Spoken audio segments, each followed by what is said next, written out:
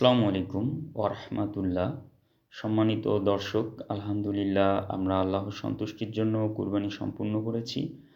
কিন্তু কুরবানি করার পরেই এমনকি গুরুত্বপূর্ণ মাসালা বা নিয়ম চলে আসে, যা সঠিকভাবে না জানলে আমাদের এত বড় ইবাদতটি ত্রুটিপূর্ণ হয়ে যেতে পারে।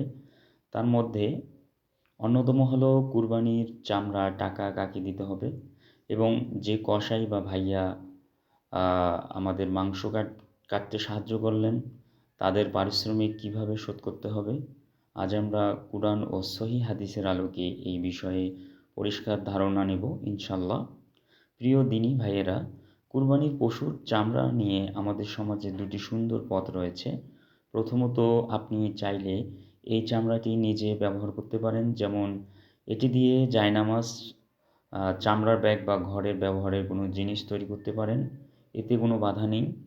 দ্বিতীয়ত, আমরা যদি চামড়াটি নিজে ব্যবহার না করে বিক্রি করে দেই, তবে মনে রাখতে হবে সেই বিক্রয়লব্ধ টাকা নিজের কোনো কাজে বা নিজের সংসারের কোনো খরচ ব্যবহার করা সম্পূর্ণ হারাম। চামড়া বিক্রির টাকা আপনাকে অবশ্যই সদকা বা দান করে দিতে হবে। এজন্য এখন দিতে হবে। এখন প্রশ্ন আসে যে এই টাকা পাওয়ার সবচেয়ে বেশি আপনার যোগ্য কারা? শরীয়তের বিধান অনুযায়ী যারা জাকাত পাওয়ার যোগ্য, যেমন এতিম, মিসকিন, গরিব এবং দ্বীনি, মাদ্রাসা, অসহায় ও লিল্লাহ ফান্ডের ছাত্ররা, তারাই এই চামড়ার টাকার আসল হকদার। তাই আপনার চারপাশের সবচেয়ে অভাবী মানুষটি যার স্থানীয় কোনো লিল্লাহ বোর্ডিং মাদ্রাসায় টাকা পৌঁছে দেওয়া আমাদের দায়িত্ব। এবার আসি অত্যন্ত সংবেদনশীল এবং গুরুত্বপূর্ণ একটি বিষয়ে, যেখানে আমরা অনেকেই অজান্তেই ভুল করে বসি। মাংস কাটার পর আমরা কসাই বা সাহায্যকারী ভাইদের পারিশ্রমিক হিসাবে কুরবানির চামড়া বা মাংস দিয়ে দেই, অথবা পারিশ্রমিক টাকা কিছুটা কম দিয়ে বলি, ভাই চামড়াটা আর কিছু মাংস দিয়ে নিয়ে যান, হিসাব বরাবর। ইসলামী শরীয়তে এটি সম্পূর্ণ নিষেধ। এই বিষয়ে সহিহ বুখারী ও মুসলিমের একটি বিখ্যাত হাদিস রয়েছে।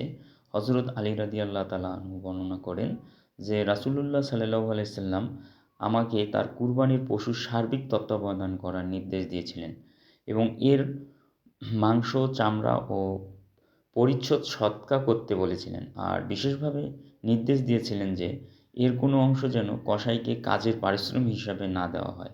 আমরা কসাইকে আমাদের পক্ষ থেকে আলাদাভাবে পারিশ্রমিক দিতাম। এটা বুখারী, হাদিস নম্বর হচ্ছে ১৭১৭, সহিহ মুসলিম। এই এই হাদিস থেকে পরিষ্কার বোঝা যায় যে কসাই বা মাংস কাটার শ্রমিকদের পারিশ্রমিক আপনার নিজের পকেট থেকেই সম্পূর্ণ আলাদাভাবে নগদে পরিশোধ করতে হবে। কুরবানির পশুর কোনো অংশ, তা চামড়া হোক, চর্বি হোক বা মাংস হোক, তা পারিশ্রমিক হিসাবে ব্যবহার করা যাবে না। তাহলে কি কসাই বা মাংস কাটার ভাইয়েরা কুরবানির মাংস খেতে পারবেন না? অবশ্যই পারবেন, তবে তা পারিশ্রমিক বা চুক্তি হিসাবে নয়। আপনি কসাইকে তার ন্যায্য পাওনা টাকা বুঝিয়ে দেওয়ার পর একজন প্রতিবেশী বা অভাবী মানুষ হিসাবে, অথবা উপহার হিসাবে বা হাদিয়া হিসাবে তাকে মাংস দিতে পারেন। এতে কোনো গুনাহ নেই, বরং এটি সওয়াবের কাজ। কিন্তু মনে রাখবেন, মাংস দেওয়ার কারণে তার পারিশ্রমিকের টাকা যেন ১ টাকাও কম না করা হয়। সম্মানিত দর্শক, আল্লাহ আমাদের নিয়তকে পরিশুদ্ধ করুন। আমাদের কুরবানির প্রতিটি অংশ যেন পুরোপুরি সুন্নাহ সম্মত হয়, সেই তৌফিক দান করুন। ভিডিওটি যদি আপনার কাছে তথ্যবহুল ও দ্বীনী উপকারে আসবে বলে মনে হয়, তবে অন্য ভাইয়েরা সচেতন করতে অবশ্যই এটি শেয়ার করে দিন। এরকম আরও ইসলামিক ও দরকারি বিষয়ে সঠিক সমাধান পেতে আমাদের সাথেই থাকুন। দেখা হবে পরবর্তী ভিডিওতে। আসসালামু আলাইকুম ওয়া রাহমাতুল্লাহ।